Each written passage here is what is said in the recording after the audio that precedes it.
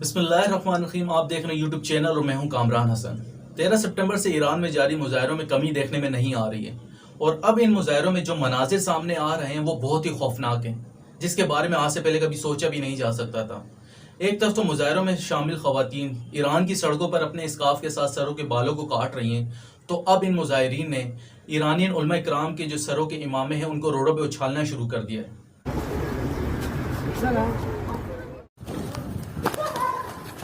شاسی هلنده ماشینش به به। जबकि पिछले हफ्ते ईरान के पहले सुप्रीम लीडर आयतुल्ला खुमैनी इनके आबाई घर जहां पर आप पैदा हुए हैं उसके ऊपर पेट्रोल बम से हमला किया है और इसको जलाने की पूरी कोशिश की गई है। The ongoing mass protests against Iran's government and religious establishment are now said to have torched the home of the Islamic Republic's founding father. That's according to activists. Videos like this one. Iran के ayatollah Khomeini जो पहले supreme leader हैं, इन्हें ईरानी revolution का बानी भी कहा जाता है। आयतुल्ला खुमैनी जो कि जिला वतनी के बाद 1979 के बाद फ्रांस से वापस आए थे और ईरानी रेवोल्यूशन को इन्होंने लीड किया था, जिनका इंतकाल 1989 में ईरान के अंदर हुआ है। दुनिया भर के जो शिया मुसलमान हैं वो इनको बहुत ही कदर की निगाह से देखते हैं।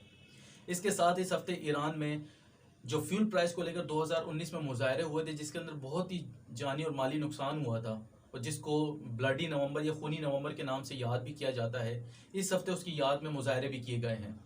जबकि चंद दिनों पहले ईरानियन फोर्स ने मेट्रो स्टेशन पर मुजाहिरीन के ऊपर स्ट्रेट फायर भी किए हैं।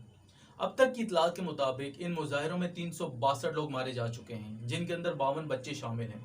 इंटरनेशनल कम्युनिटी की तरफ से ईरान पर बहुत प्रेशर डाला जा रहा है इन मुजाहरों को लेकर। अमेरिका की जानिब से नई सैंक्शन इम्पोज की गई हैं और इन सैंक्शन के अंदर चंद चाइना, हांगकांग और यूएई बेस्ड कंपनी से जो ईरानियन पेट्रोलियम प्रोडक्ट को फैसिलिटेट करती थी, इनको भी टारगेट किया गया है। मुजाहिरीन जो कि मासा अमीनी की मौत के बाद सड़कों के ऊपर आए थे, अब रिजीम चेंज की डिमांड कर रहे हैं। इन मुजाहिरों को देखकर इनके इख्तिताम का अंदाज़ा तो नहीं लगाया जा सकता, लेकिन इन मुजाहिरों ने ईरान को हिला कर रख दिया है। अब देखना यह कि ईरान इन मुजाहिरों को किस तरीके से ख़त्म करता है।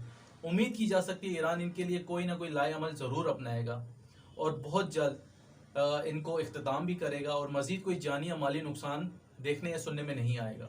वीडियो के बारे में अब तक इतने ही। वीडियो अगर पसंद आई तो लाइक और शेयर ज़रूर कीजिएगा। वीडियो के बारे में अपनी कीमती राय से ज़रूर आगाह कीजिएगा। मिलते हैं अगली वीडियो में, तब तक के लिए अल्लाह हाफ़िज़।